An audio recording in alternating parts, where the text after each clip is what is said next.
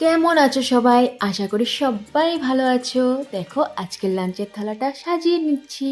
প্রথমে নিয়ে নিলাম ডাল, ভাত, বেগুন ভাজা, আর এটা হলো শিম সিদ্ধ। শিম সিদ্ধটা আমি কিভাবে বানিয়েছি দেখতে ইচ্ছে হলে আমার চ্যানেলে গিয়ে দেখে নেও।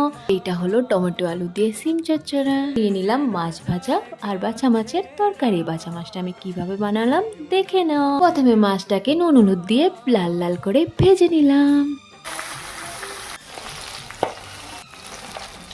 কিছু পেঁয়াজ কুচিয়ে নিলাম, কাঁচা লঙ্কা নিয়ে নিলাম, কিছু টমেটো কুচি করে, ধনেপাতা কুচি করে রেডি করে নিলাম, কিছু আলু কুচি করে নিলাম, আর অল্প ফুলকপিকে ছোটো ছোটো কেটে ভাপিয়ে লাল লাল করে ভেজে নিলাম।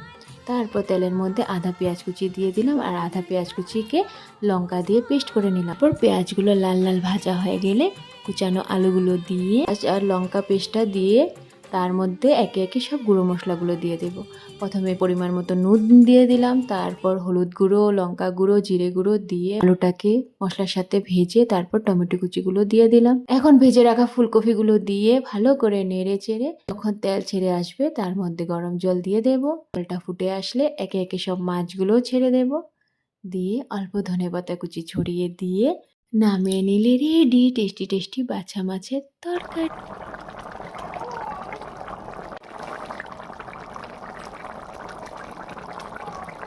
তোমাদের যদি আমার রেসিপিগুলো ভালো লেগে থাকে তাহলে প্লিজ আমার চ্যানেলটাকে সাবস্ক্রাইব করো, একটা লাইক দিয়ে ছোট্ট একটা কমেন্ট করো, আমার ভিডিওগুলো শেয়ার করো।